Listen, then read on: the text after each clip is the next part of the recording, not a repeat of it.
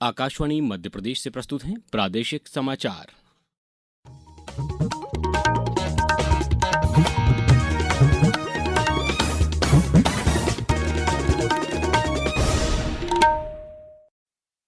नमस्कार, समाचारों के साथ मैं अभिषेक कटियार। वित्त मंत्री निर्मला सीतारमण ने आज लोकसभा में अपना रिकॉर्ड 9वां बजट पेश किया, जिसे उन्होंने युवा शक्ति संचालित बजट बताया। विकसित भारत के लक्ष्य के साथ सरकार ने बुनियादी ढांचे के लिए आवंटन को बढ़ाकर 12.20 लाख करोड़ रुपए कर दिया है।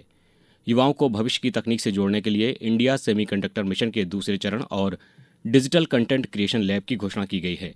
स्वास्थ्य क्षेत्र में कैंसर की 17 दवाओं पर सीमा शुल्क हटाकर मरीजों को बड़ी राहत दी गई है। इसके साथ ही जैविक विनिर्माण के लिए 10,000 करोड़ का प्रावधान किया गया है। मध्यम वर्ग के लिए विदेश यात्रा और शिक्षा हेतु धन प्रेषण पर टीडीएस दर 5% से घटाकर 2% कर दी गई है। उद्योगों को गति देने के लिए 7 नए हाई स्पीड रेल कॉरिडोर और 20 नए राष्ट्रीय जल मार्ग विकसित किए जाएंगे। वहीं किसानों के लिए भारत विस्तार एआई टूल और महिलाओं के लिए शी मार्ट जैसे नवाचार इस बजट की प्रमुख पहचान है। प्रदेश के उप मुख्यमंत्री जगदीश देवड़ा ने बजट पर अपने विचार मीडिया के माध्यम से साझा किए।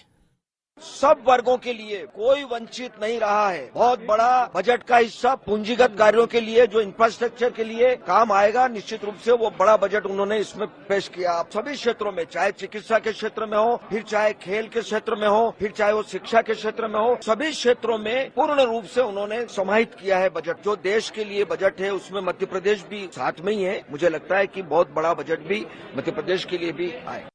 राष्ट्रपति द्रौपदी मुर्मू ने आज नई दिल्ली में अमृत उद्यान के उद्घाटन कार्यक्रम में भाग लिया।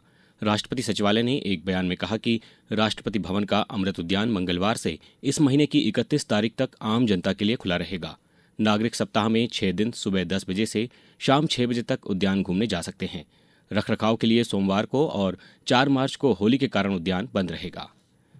मुख्यमंत्री डॉ मोहन यादव ने आज इंदौर में गर्भ संस्कार पुस्तक विमोचन कार्यक्रम को संबोधित करते हुए कहा कि प्रदेश में बनने वाले शासकीय चिकित्सालयों के भवनों में गर्भ संस्कार कक्ष बनाए जाएंगे। उन्होंने कहा कि भारतीय संस्कृति में परंपरा और विज्ञान कभी अलग अलग नहीं रहे।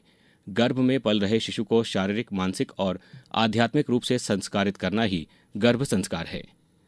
केंद्रीय महिला एवं बाल विकास राज्य मंत्री सावित्री ठाकुर कल से अमेरिका की 5 दिवसीय यात्रा पर रहेंगी। वे न्यूयॉर्क में संयुक्त राष्ट्र सामाजिक विकास आयोग के 64वें सत्र में भारतीय प्रतिनिधिमंडल का नेतृत्व करेंगी। सावित्री ठाकुर इस अंतर्राष्ट्रीय मंच पर भारत में महिला सशक्तिकरण, बाल कल्याण और समावेशी विकास की उपलब्धियों को साझा करेंगी।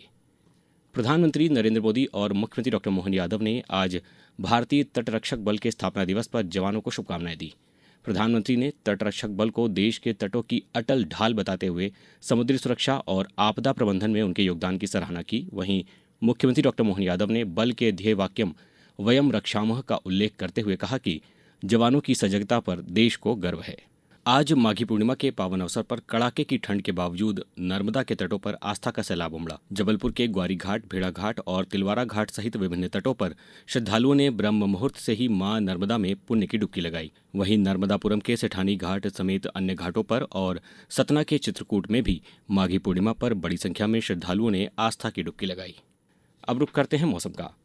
प्रदेश में पश्चिमी विक्षोभ के सक्रिय होने से आज ग्वालियर और धार सहित कई जिलों में बारिश दर्ज की गई। मौसम विभाग ने अगले 4 दिनों तक मावठा और ओलावृष्टि का अलर्ट जारी किया है। विशेष रूप से मुरैना और श्योपुर में 40 किलोमीटर प्रति घंटे की रफ्तार से आंधी और ओले गिरने की संभावना है। कल से भोपाल और इंदौर सहित 20 जिलों में गरज चमक के साथ बारिश हो सकती है। 10 फरवरी के बाद सिस्टम के गुजरते ही कड़ाके की ठंड का नया दौर शुरू होगा। अब कुछ समाचार संक्षेप में। रायसेन के जिला खेल परिसर में सांसद खेल महोत्सव का शुभारंभ आज युवा नेता कार्तिकेय चौहान ने किया और जल अर्पण दिवस के तहत आगरमालवा के सुई गांव में कल गर्व का पल हर पल नल जल कार्यक्रम के तहत कलश यात्रा निकालकर पेयजल स्रोतों को सुरक्षित और स्वच्छ बनाए रखने का संकल्प लिया गया। इस बुलेटिन में बस इतना ही। अगला बुलेटिन सुनिए शाम 7:10 पर। नमस्कार।